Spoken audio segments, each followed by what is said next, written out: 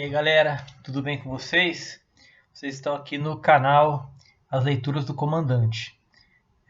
Comandante, porque eu participo de um grupo da TAG Ribeirão Preto de leitura, e lá, né, eu tenho esse apelido de comandante, é um apelido carinhoso em função da organização que a gente tem e eu acabo organizando os encontros. Mas assim, tem muita gente no grupo que é super antenado, super competente e sempre dá uma discussão muito boa. E eu sou Marcelo Cangemi, eu sou professor de Química, nem tem tanto a ver com literatura, mas também eu sou um quase pedagogo, né? Então agora no meio do ano me torno pedagogo e, enfim, gosto de ler, não só na minha área científica, mas também em diversas áreas da literatura. E com a ajuda de alguns amigos e alguns curadores, eu venho aí lendo bastante coisa boa e com a ajuda da TAG. A TAG é o maior clube de literatura, de assinatura de livros do Brasil, e eu assino tanto a TAG Curadoria quanto a TAG Inéditos. E por conta da TAG eu tenho lido mais e me deu vontade de começar esse canal, né? A gente está nessa quarentena em função da pandemia de coronavírus e eu acabei gravando várias aulas, né, dos colégios e eu falei, esse negócio de YouTube me interessa, é bacana, tá? Então vim aqui hoje para comentar com vocês esse livro aqui, né, um livro muito bacana da TAG Inéditos, tá? Ele vem nessa embalagem primorosa aqui, então se chama As Herdeiras do Mar, tá? Então a autora é a Mary Lynn Brett e sempre tem uma luva, tá? Esse aqui é a luva que envolve o livro, né? Bem bacana. E tem uma revistinha que a TAG manda juntamente com o livro, né? Tá aqui o livro As Herdeiras do Mar. E interessante que na capa você tem aqui uma dessas mulheres que ganham a vida ou o seu alimento, pelo menos, tá? Mergulhando e pegando alimento no mar. São as Rênio, tá? Então esse livro ele foca duas coisas da cultura da Coreia que, sinceramente, eu não tinha muita noção, que é justamente as Rênio, né? Que são essas mulheres que vão para o oceano, mergulham e ali elas pegam o que elas encontram, né? Para sua alimentação, da sua família e também para deixar nos mercados, fazerem trocas. E uma outra questão também que me chamou muita atenção são as mulheres de consolo, porque é um livro que ele vai permeando duas guerras, a Segunda Grande Guerra, tá? Onde o Japão, né, estava junto com a Alemanha, junto com a Itália, e no caso do Japão, o Império Japonês vai dominando, né? Países ali próximos e a Coreia, tá?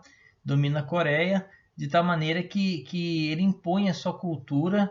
Na verdade, ele tenta apagar a cultura coreana e aí eles começam a sequestrar, capturar jovens, adolescentes, né, mulheres, para que sejam mulheres de consolo.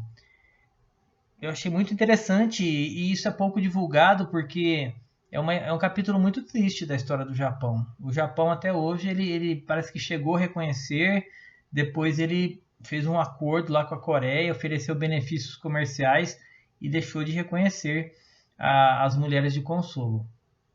O que seria uma mulher de consolo? Mulher de consolo é aquela mulher que vai para um bordel, né? Os soldados, antes de irem para a guerra, ou talvez, né, depois de voltarem das batalhas, eles tinham esse direito de um relaxamento sexual, né? Já que estavam longe de suas mulheres, e enfim. E era tido algo como normal e como um direito que os soldados tinham. Então, daí eles montaram esses bordéis com mulheres capturadas, né, em sua maioria coreanas.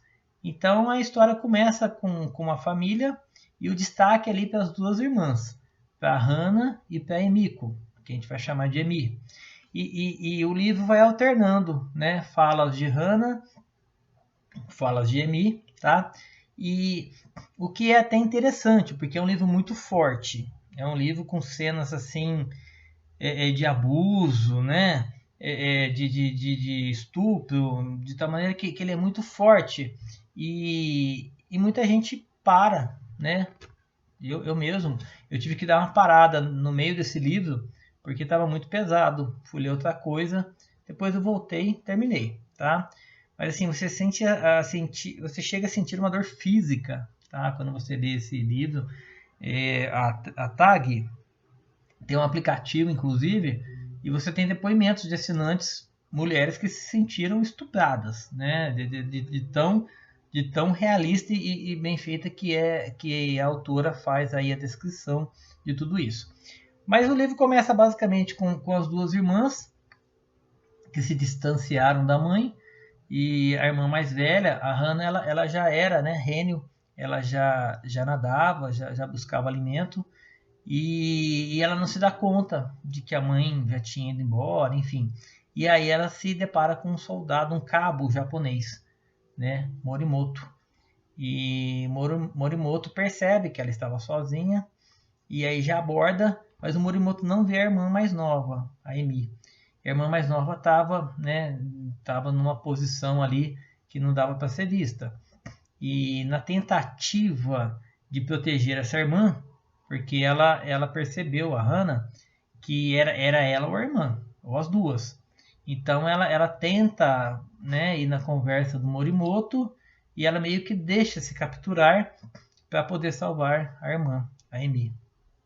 E aí você imagina, né, o que isso não causa para a Emi do resto da vida, enquanto peso de consciência e quanto ilusão de um dia voltar a encontrar a irmã mais velha. Fato é que levam Hannah para esses bordéis, tá?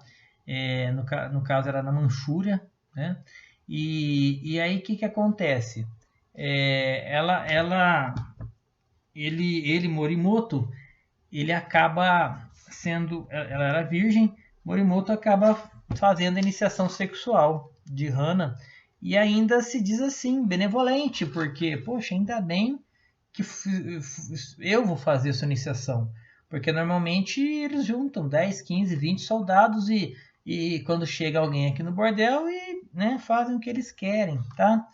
Então, eu até marquei algumas partes aqui, tá? Mas essa em particular eu achei assim, de uma coisa tão assim cretina desse Morimoto, a gente chega a odiar esse cabo, né? E até tem um final, lógico, né? Não acaba bem para ele, mas eu acho que deveria ter acabado bem pior, tá? Então ele fala assim, ó, muito bem, estou te fazendo um favor. Te iniciar dessa forma é de uma consideração que a maioria das garotas como você não vai receber. Normalmente é uma surpresa terrível. Pelo menos desse jeito você vai saber o que te espera. E aí, né, ele monta sobre ela e ela fecha os olhos e aí vai, né? E ele larga ela no chão, sangrando, e depois ela passa por coisas realmente piores quando acontecia um estupro coletivo, homens que chegavam bêbados, né? Chega ao ponto dela tentar o suicídio lá no bordel. É bem pesada a história, mas ela sobrevive, tá? A Hannah sobrevive sempre na esperança de um dia reencontrar a família, a mãe, o pai, a irmã. Então ela vai sobrevivendo, ela vai fazendo amizade com as outras garotas, né, do bordel, tá? E ela enfrenta todo quanto é tipo de humilhação, né? E isso vai sempre passando em paralelo com a história da irmã que ela salvou. E a irmã também, né? A guerra é guerra. A irmã sofreu na mão de coreanos do norte, enfim, né? Depois tem os russos também que entram na história, aí já com a Hannah. São várias guerras ali acontecendo, é um período muito triste, tá?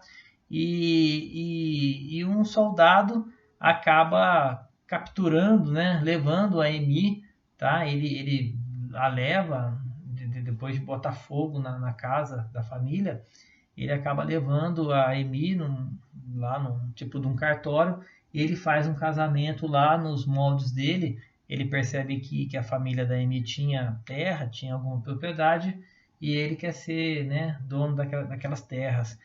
E não pode ser uma vida muito agradável você morar com uma pessoa que te captura. Depois ele acaba até mandando, né, entregando o nome da Amy pro pessoal dele, né? Porque eles estavam em guerra entre o norte e o sul da Coreia, tá? Então é isso que acontece. E aí ela acaba tendo 2 filhos desse soldado, e ela adora os filhos, mas odeia o marido, odeia o pai dos filhos, né? É um contrassenso, tá? E aí a história da Amy é justamente com esses 2 filhos, e ela começa a participar de passeatas para tentar encontrar a Hannah, ou ter notícia da Hannah. Até que um dia eles colocam uma estátua em homenagem às mulheres de consolo, e usa-se, né, a imagem da irmã dela, da Hannah. Então ela fala, olha, eu te reencontrei, não esperava te reencontrar nessas condições, né? Mas, enfim, estamos aqui, e é o que uma tinha, né? Tinha uma a outra, tá? E aí ela conta a história dela, né? A história da irmã, é algo que ela sempre silenciou, né? Até para não falar do destino da irmã, né? Que acabou virando uma prostituta, e para não falar da história dela, do pai, né? Porque ela também não queria falar mal do pai para os filhos. E foi muito bom ela ter falado, tá? Ela colocou para fora, os filhos entenderam, né? A parte da história que ela sabia, tá? E é um livro assim que eu achei legal, que a Hannah passa por tanta coisa difícil, né? E no final ela encontra uma aldeia de uns mongóis. O Morimoto queria ela, tá? Por mais acabada que ela tivesse, ele batia nela o tempo todo, espancava, e mesmo assim ele queria essa Hannah com ele, e ele batia e violentava, e chega uma hora que ela consegue fugir, inclusive, tá? Ela consegue fugir, é capturada pelos russos. Quando você pensa que a Hannah vai poder ter uma vida melhor, parece que a coisa desanda, ela não dá muita sorte, coitada. Mas eu não vou contar o final, né? Até porque o final é interessante. Eu gostei do final. É um final relativamente feliz.